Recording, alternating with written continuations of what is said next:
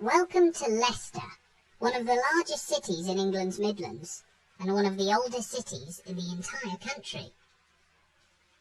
Modern Leicester is home to almost 2,000 years of history, home to everything from Roman ruins to medieval halls, wide-open boulevards and spectacular Victorian architecture. On this 45-minute tour of Leicester's city centre, we'll see all of that and more. But we begin in the oldest part of the city, looking up at the spire of Leicester Cathedral. The cathedral stands at the heart of Leicester's old town, and was built over the course of 852 years. Its enormous 220-foot spire added to what was once the small medieval church of St. Martin in 1846. Famously, the cathedral is now the home of the tomb of King Richard III, the medieval king who was reburied here in Leicester only a few years ago in 2015, after his remains were unearthed in a nearby car park.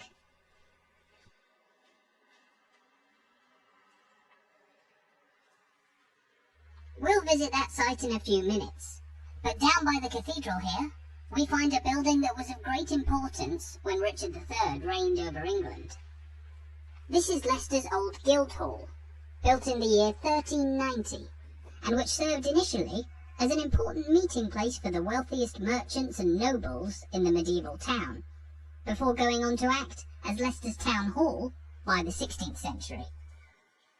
Once upon a time, Leicester's streets were lined with oldie-woldy, timber-framed buildings like the Guildhall, but this is just one of a few original medieval buildings that remain in the city today, and it's also one of England's best preserved old Guildhalls. Over its centuries of existence, the Guildhall has been through a lot. The building is said to have once played host to a recital from William Shakespeare himself, while it was also heavily looted during the English Civil War, when Leicester was attacked by royalist armies.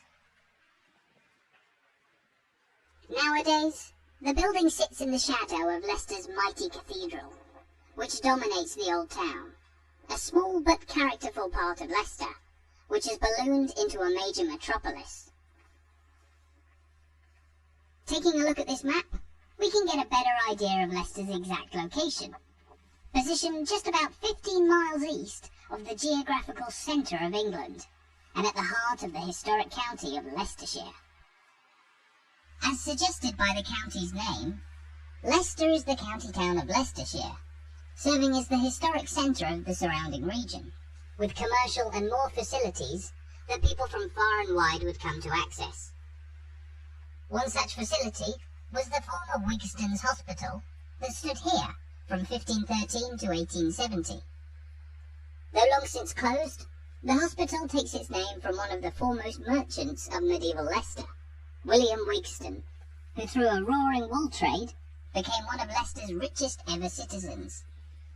In fact, Wigston was so rich that records show he paid 22% of all the tax paid in Leicester in the year 1522.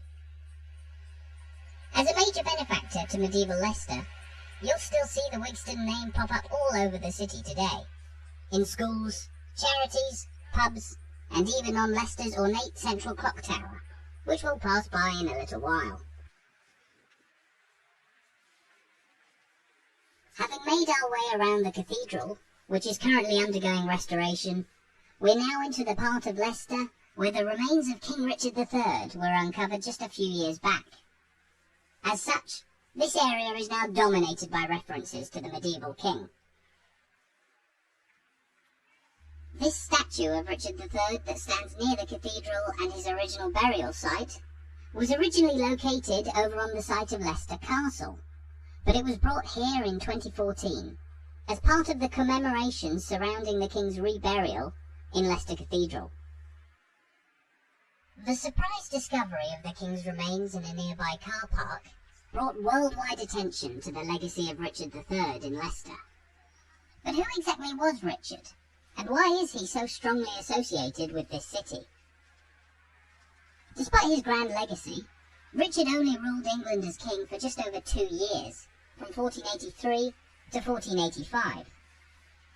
Famously, he was the last Plantagenet king of England, part of a dynasty stretching back to King Henry II 3 centuries beforehand. Richard III's short reign came to an end after he was killed at the legendary Battle of Bosworth, which marked the end of the Wars of the Roses and the beginning of England's Tudor period. And that's where Richard's association with Leicester comes in. The Battle of Bosworth was fought on Bosworth Field, about 13 miles east of here, and after the battle, Richard III's corpse was carried unceremoniously slung over a horse to Leicester. After being briefly displayed to the public, his body was then buried in the old monastery of Greyfriars, which once existed where this car park is. And it was around here in 2012 that archaeologists discovered the remains of King Richard III, buried underneath the car park. Once upon a time, it had been thought that Richard's body had simply been thrown away into the nearby River Soar, but the discovery of the king's remains began 3 years of preparations for a royal funeral that was more than 500 years overdue, with Richard being reburied in Leicester Cathedral in 2015 in an elegant local ceremony. Ever since, the city of Leicester and the King Richard III Society have endeavoured to celebrate the legacy of the last English king killed in battle. As well as the transfer of the statue to near the site of the king's original burial site, you'll also find a number of plaques about Richard III's Leicester on the streets of this old part of the city. But above all, the site of the old Greyfriars Monastery is now the home of the King Richard III Visitor Centre, opened in 2014, and which tells the story of the king's life and reign, and exhibits the exact point where his remains were discovered. On top of the visitor centre, you might be able to see a small sculpture of a fox, which is the most famous symbol of both the city of Leicester and the county of Leicestershire. Famously appearing on the emblem of Leicester City Football Club, who are also nicknamed the Foxes, the fox is associated with the region as Leicestershire is often known as the home of fox hunting, which occurred in the county from the 18th century onwards. The fox is just one of many symbols of Leicester, more of which we'll talk about later on. Here, meanwhile, we find an example of spectacular Leicester architecture, the elegant former Pears Bank, built here at the end of the 19th century. The old bank, now home to a restaurant, is often touted as one of Leicester's most beautiful Victorian buildings, and occupies the site of what was also part of the old Greyfriars complex. The road that we're walking along marked the boundary of the Greyfriars Monastery. While the old friary is long since gone, many street names around this part of Leicester speak to its religious past, with St Martin's Square here named after the old St Martin's Church, which, as we mentioned, grew into what is today Leicester Cathedral. But let's now begin to make our way out of the narrow lanes of the old town, as we walk along Hotel Street, which takes its name from the large city rooms, intended to be the first hotel in Leicester, and which stand just a few yards up ahead. Leicester's old town was very much the beating heart of the medieval town. During the Middle Ages, Leicester was one of England's largest and most prestigious towns, but by the turn of the 19th century, Leicester had begun to mix prestige with industrial prowess, leading to the building of grand new facilities like the city rooms here, which opened in 1800 as grand assembly rooms for members of the regional aristocracy. Down in front of the city rooms building, meanwhile, we find a famous local sculpture depicting the Leicester seamstress, a representation of the many women who worked in one of Leicester's busiest industries in the 19th century. The hosiery industry, the making of socks and stockings, was a key part of Leicester's economic rise in the Victorian period, driven by women sewing their products by hand in small workshops or even at home.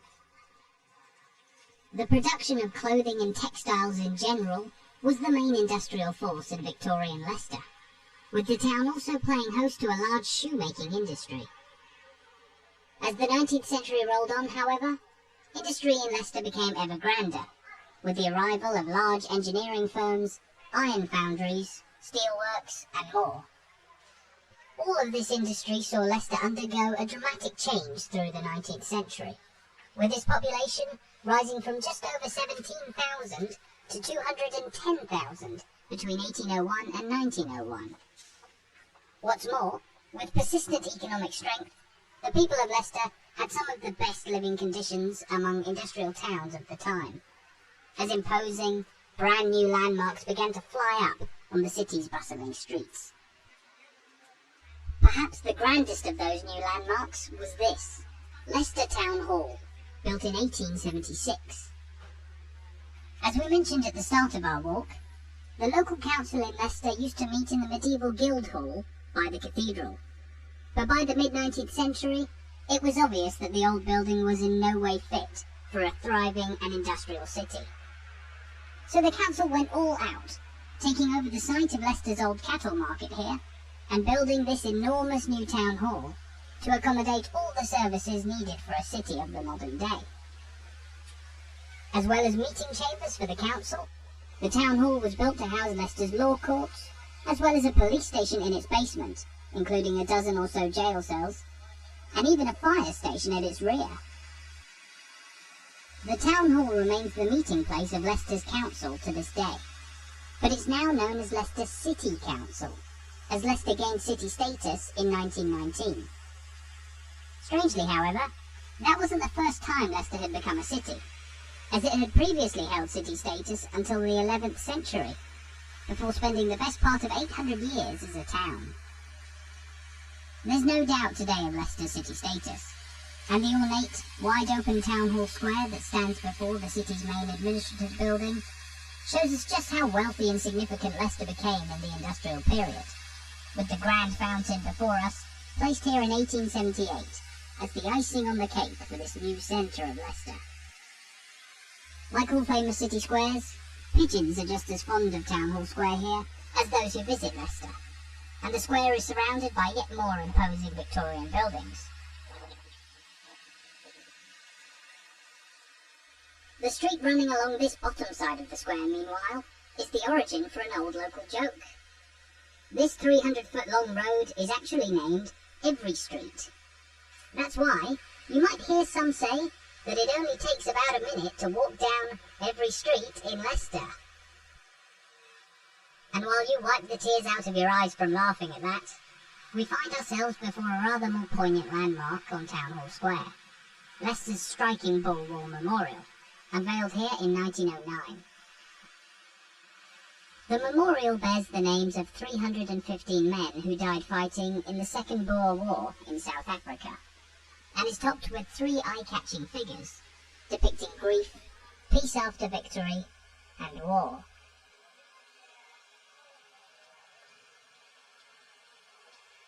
As we've already seen, Leicester is home to a fair few impressive statues and sculptures, and we'll see yet more when we make our way towards the busy centre of the modern city by the clock tower.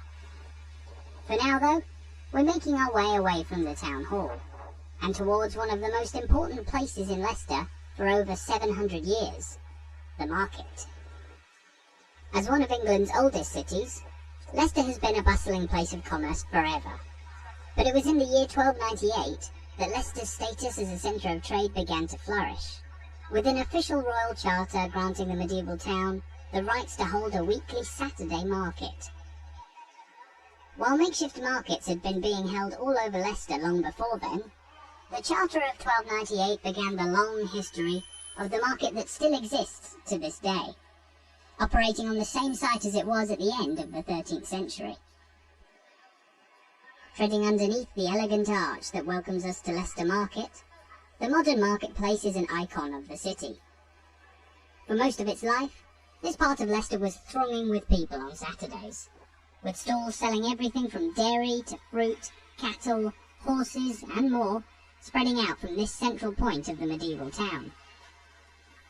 Today, animals are no longer sold in the centre of Leicester, the livestock markets having been moved away in the 1870s.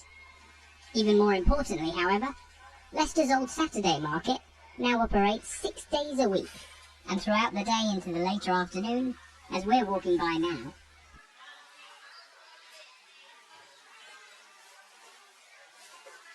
With over 270 stalls, the market hall that we're currently walking through is the largest outdoor covered market in Europe, with a wide range of products sold by traditional Leicestershire traders. Just beside the market hall, we find an old relic of Leicester's historic trading sphere, the old Corn Exchange, built in 1850.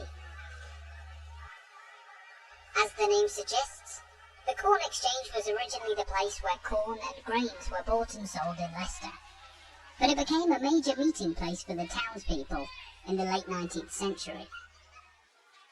Now home to a pub, the Corn Exchange stands on the site of a series of historic central buildings in the city, with a former market exchange, market shelter, prison and law court all having stood here beforehand.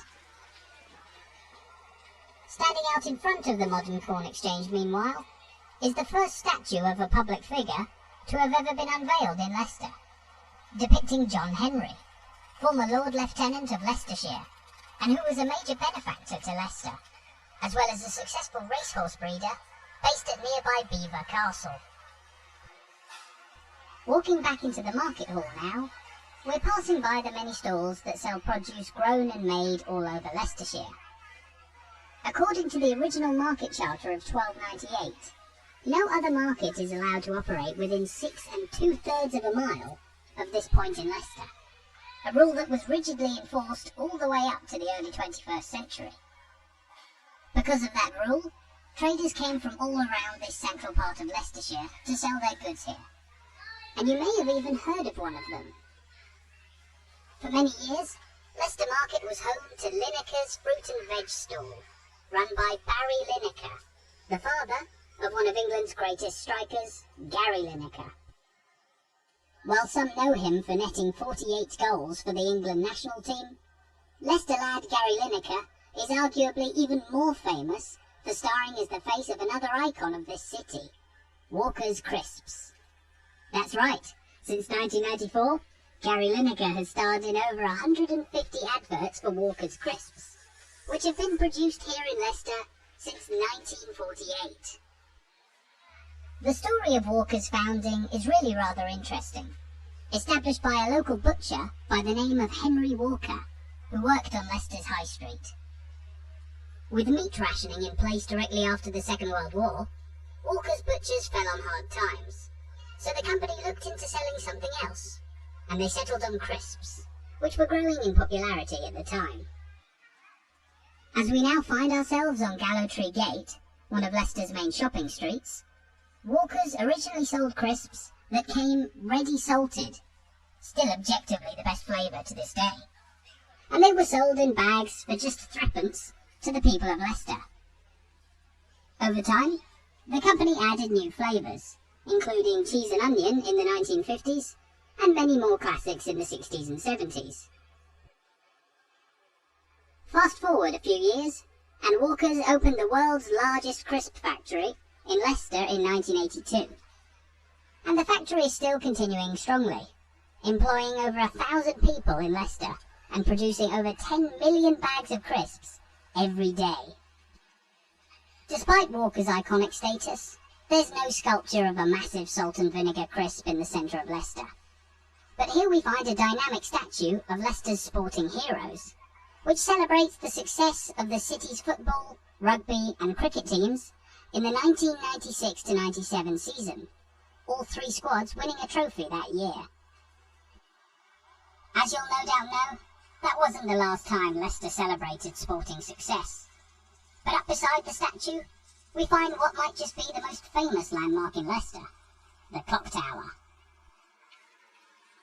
Once upon a time, this part of Leicester was the Haymarket, the point where 5 of the city's main roads all converge. However, this meant that traffic from all directions was meeting at this point in the city, causing chaos and congestion.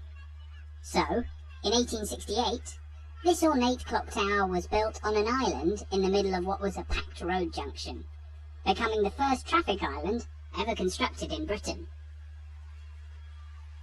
The clock tower was also designed as a memorial to 4 of Leicester's most famous benefactors, with their figures situated on each side of the tower.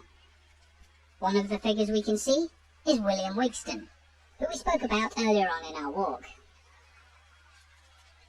Situated right in the centre of modern Leicester, this beautiful stone-carved clock tower now stands as an instantly recognisable symbol of the city, now surrounded by bustling pedestrianised streets that are a far cry from the heavily congested roads which once ran past here. Looking to the northeast down Haymarket here, central Leicester has changed dramatically over the last couple of 100 years. The industrial boom of the 19th century was one thing, but the pedestrianisation of these streets over the last few decades, and the building of many modern shops, means that, apart from the clock tower, Leicester would be unrecognisable to many former residents at first glance.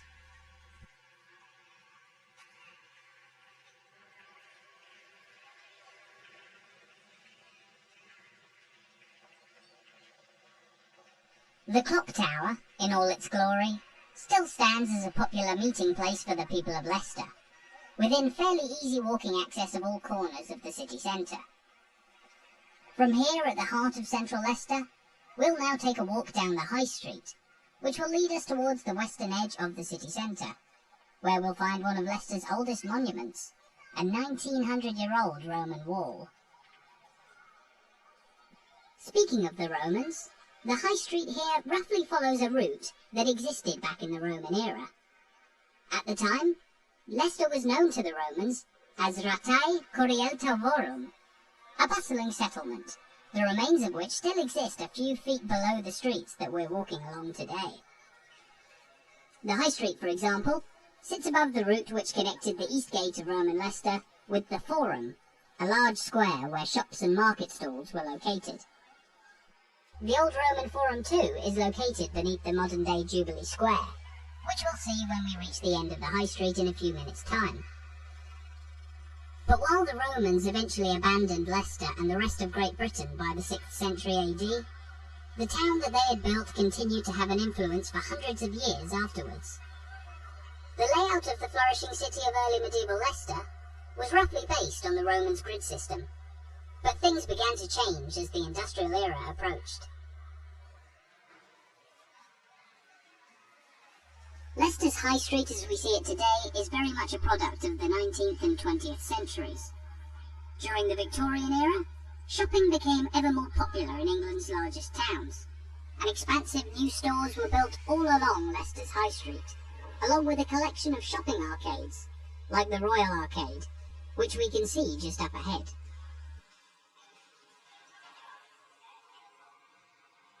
Along with the arguably more elegant Silver Arcade further back along the High Street, the Royal Arcade is one of a pair of covered shopping streets built in the Victorian era off Leicester's main retail road. Taking a walk through the Royal Arcade, shopping arcades became a hugely popular trend around Britain in the 19th and early 20th centuries, providing a fashionable place for people to stroll and browse in a place covered from rain and hidden away from the noise and soot of a busy industrial town like Leicester.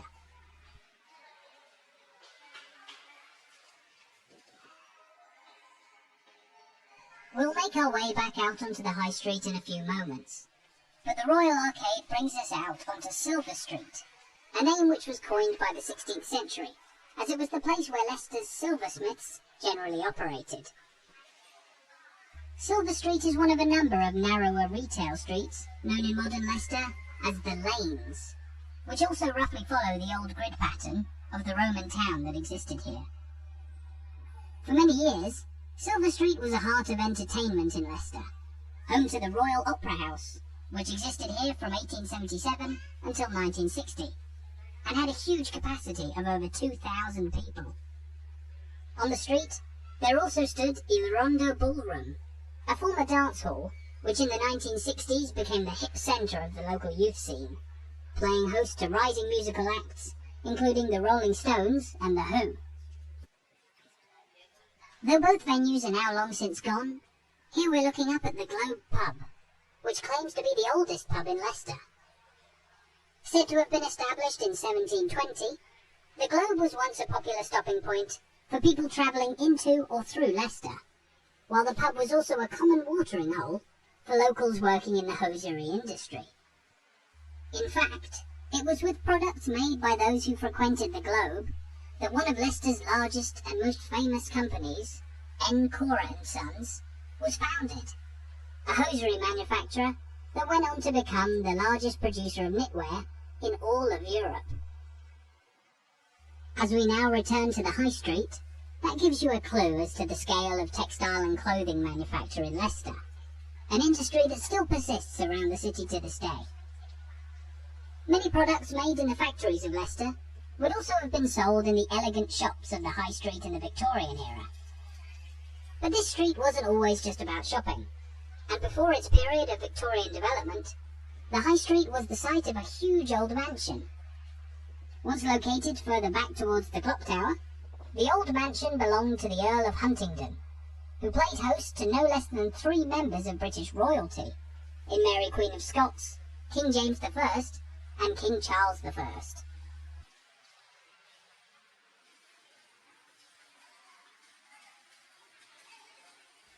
Of course, the trio of Stuarts aren't the only members of royalty to have strolled down Leicester's High Street, and many of the buildings at this end of the High Street were actually remodelled to celebrate the coronation of King Edward VII in 1902. While many retained their functions as storefronts, offices and workshops for local businesses, that coronation brought yet another stage of development to a historic street that's still changing even today.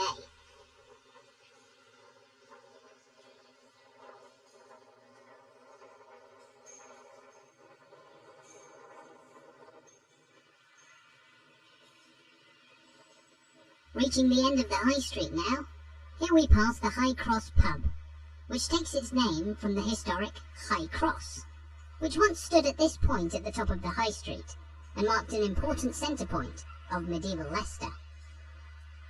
Weekly Wednesday markets were held at this point in the medieval town from the 13th century until 1884, which served both locals and people passing through Leicester between east and west.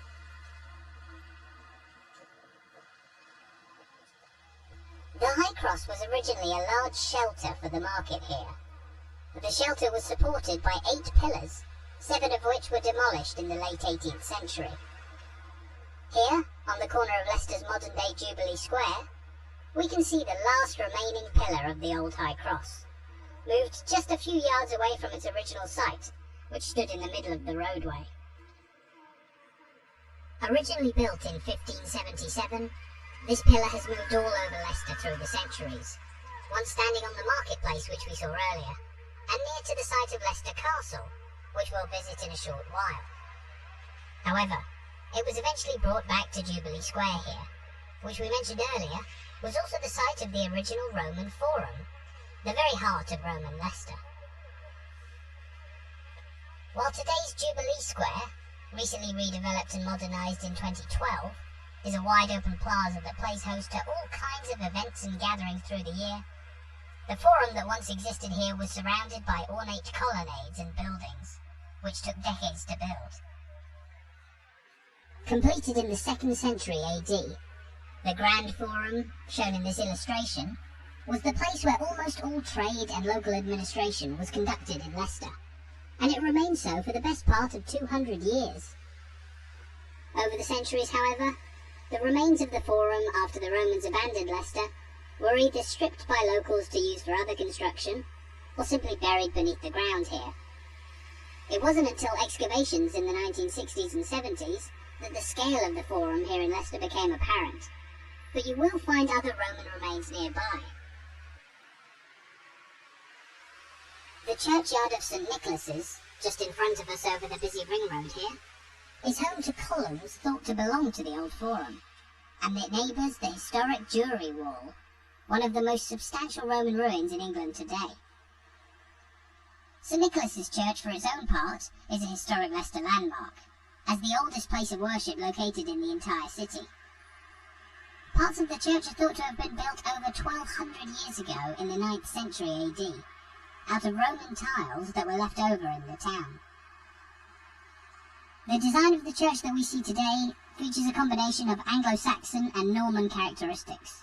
Although being so old, The church was heavily restored in the late 19th century, when it was approaching near total dilapidation. Fortunately, the church survived, and while it's surrounded by busy roads filled with traffic today, it remains in operation as one of Leicester's most diverse and historic places of worship, home to all sorts of riveting heritage. As we walk through the churchyard by one of the old columns from the Roman Forum, we can also get a glimpse of the Roman jury wall, located down beside the church. Normally you can get an even better view of the Roman wall in the Jury Wall Museum, but as that's currently being refurbished, this is the best view we have for now. The Jury Wall was built around AD 160, with its nearly 1900-year-old stone still holding the wall up today. In its day, it served as the main entrance to the Roman baths, the remains of which are located just through the arches of the wall. Now well preserved as part of the Jury Wall Museum, which also allows you to visit the remains of the Roman baths, the wall is the oldest landmark in Leicester, but its name has a curious past.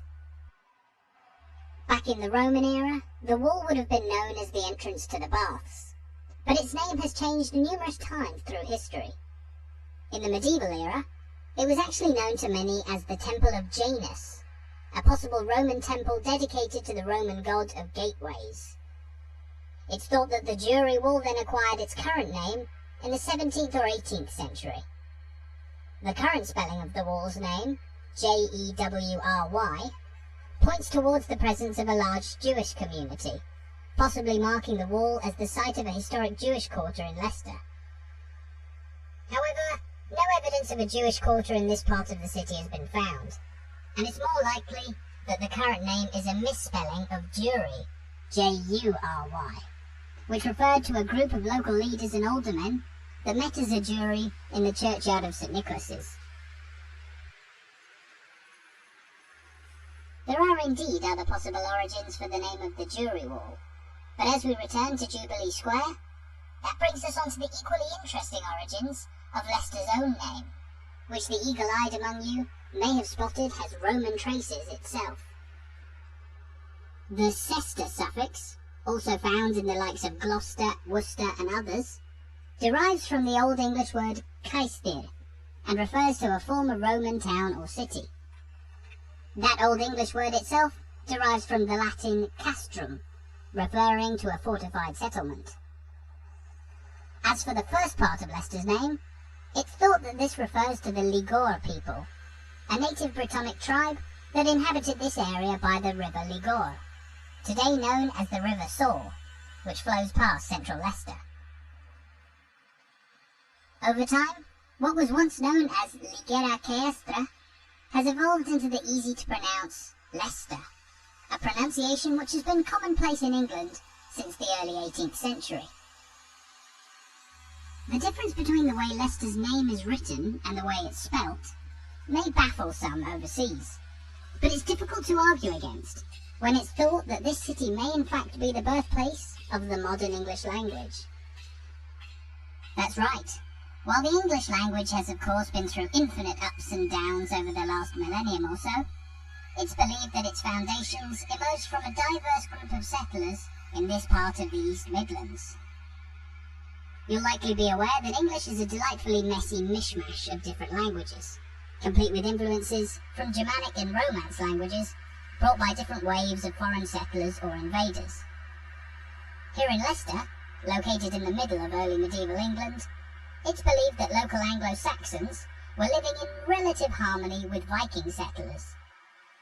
Living and doing business together over decades, their native languages began to mix, evolving a local language that began to show the traces of the English we speak today. The Norman invasion of England by William the Conqueror then brought the huge amount of French and Latin words in the English language, which then spent the next 1,000 years continuing to evolve into a language that is today spoken by over 1.3 billion people, the most widely spoken language in the world. But there are far more languages spoken in modern Leicester than just English. This city of over 300,000 people is home to one of the most diverse populations in the entire country. Leicester is one of very few places in the UK where less than half of people are from a white British background, with the city having seen the growth of a wide range of diasporas from all over the world, from the 19th century up to the modern day. In particular, Leicester is noted for its sizable Indian population, who make up over 28% of the population. That's why Leicester has become the home of the world's largest Diwali celebrations outside of India, a lively fixture in the city's calendar. But here we find a part of central Leicester which is rather more quiet than the bustling city we've been walking around. Having crossed over the inner ring road, we find ourselves in the area of town where you'd have once found Leicester Castle, and which is still home to many of the city's most striking historic landmarks. Here we find ourselves walking beside the church of St Mary de Castro, its name meaning St Mary of the Castle. Located right beside Leicester Castle, the church was an important one in the medieval town, and was visited by various monarchs including Richard III and Henry VI. The church dates at its oldest to the 13th century, although much of the building has been altered and restored over time. Standing just next door to it is Castle House, built in 1445, and which is one of just two medieval domestic buildings that remain standing in Leicester. The lovely timbered gateway also gives us access to what was once one of the most important points in medieval Leicester, the inner bailey of the medieval castle. The building that stands before us, although fronted by a rather newer brick facade, is the original Great Hall of Leicester Castle, which was built nearly 900 years ago in the year 1150. The hall was the main building in which meetings were held and grand meals were taken at the castle, which dates at its oldest to around 1068. The castle, a classic motte and bailey, was built in the immediate aftermath of the Norman invasion of England, just 2 years after the Battle of Hastings. Originally, it was a rudimentary wooden fortress that was built atop the old Roman walls that surrounded Leicester. However, over time, it became a stronger stone-built fortification that took up a significant area of the medieval town. The Great Hall sits within what was once the inner bailey, or the main courtyard within the walls of Leicester Castle. But up here, we're on the mound that was once the castle motte, on top of which the main defensive structure of the castle was located. Today, the motte remains a prominent portion of land that overlooks the River Soar beneath it. It's also part of the city's modern-day Castle Gardens Park, situated roughly in the area where the castle once existed. Coming back down the motte, this castle, like the rest of Leicester, was long associated with Richard III, who visited and stayed here on numerous occasions, even residing here just a couple of months after he was crowned king in 1483. As we walk around the back of St Mary de Castro Church, Leicester Castle also clearly played a prominent role in different parts of English history, serving as a royal residence to at least 4 kings, and its Great Hall even playing host to the national parliament on occasions in the 15th and 16th centuries.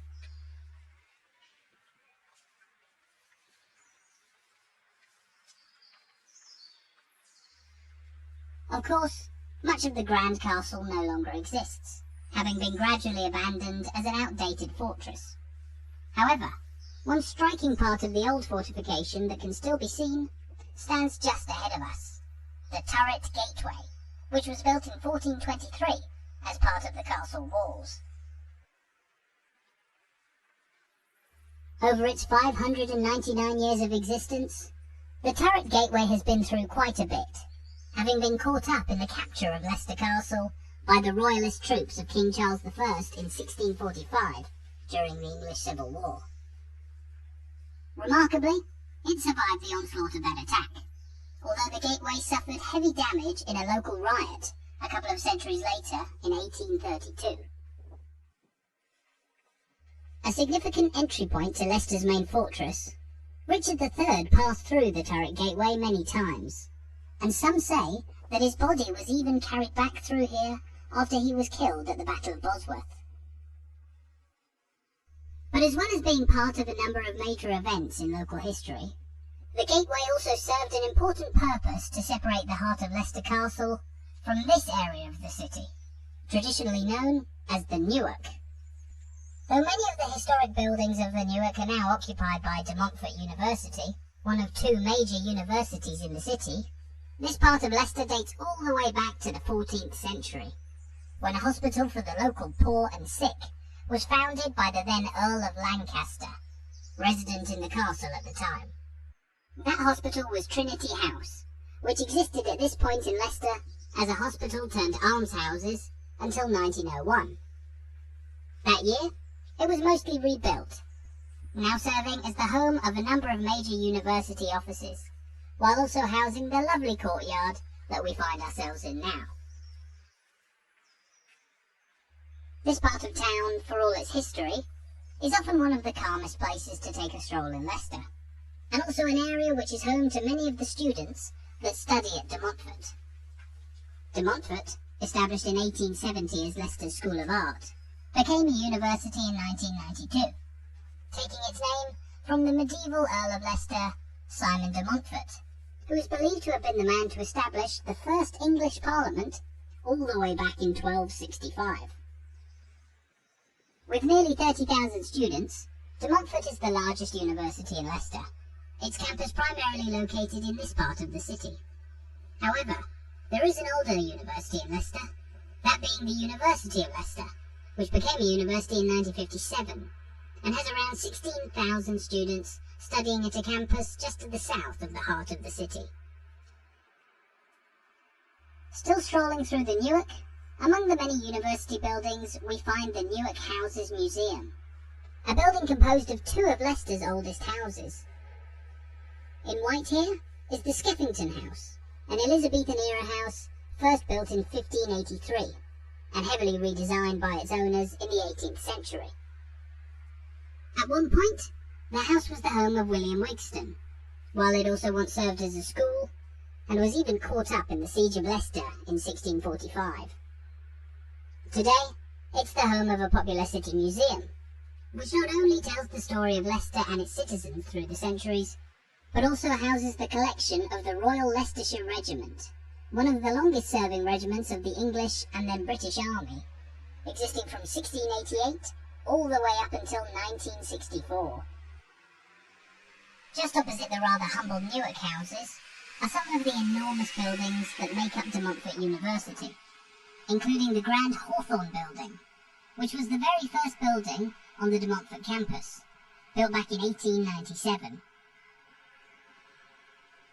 The university campus here shares its land with one of the oldest areas in Leicester, and it's particularly famous as the home of perhaps the most impressive medieval landmark in the entire city, the Magazine Gateway. Also known as the Newark Gateway, this enormous gateway was built around the year 1410, designed simply to connect the southern part of central Leicester with the religious Newark precinct. The reason it's so big isn't for any military or protective purpose, but rather to impress guests coming to stay in the Newark area, while also providing room for people like the gatekeeper to sleep in. Later on in history, however, it was used as a jail for Catholics during religious persecution against them, and then in the English Civil War, it became a place for storing gunpowder and weapons, giving it its current name, the Magazine Gateway.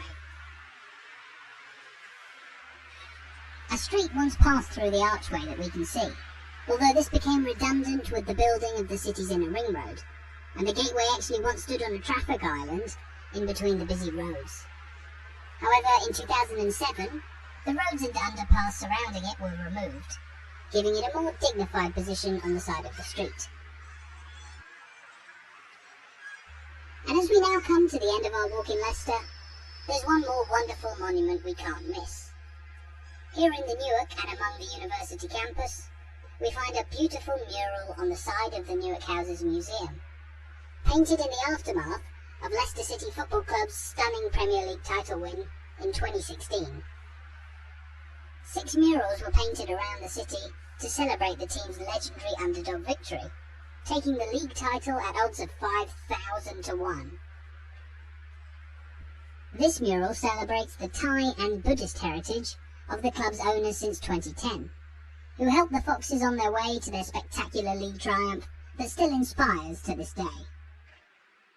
The club's owner at the time of Leicester's Premier League title win was Vichai Srivardhanaprabha, much loved by the club's fans and the people of this city for his role in their success. Sadly, Vichai was killed in 2018 in a helicopter crash inside Leicester's King Power Stadium, but his memory, without a doubt, lives on in the city. The story of Leicester's incredible against-the-odds title win is just the latest chapter in the centuries and centuries of enthralling history that this city has been a part of. From its days as a bustling Roman metropolis to its era as a thriving early medieval settlement famously associated with King Richard III, and then as an industrial powerhouse in the East Midlands, Leicester is a city truly filled to the brim with history. And that brings us to the end of our walk around Leicester. Thank you so much for watching this video. I really hope you enjoyed it, and I hope you're looking forward to exploring the amazing heritage of this city for yourself sometime soon.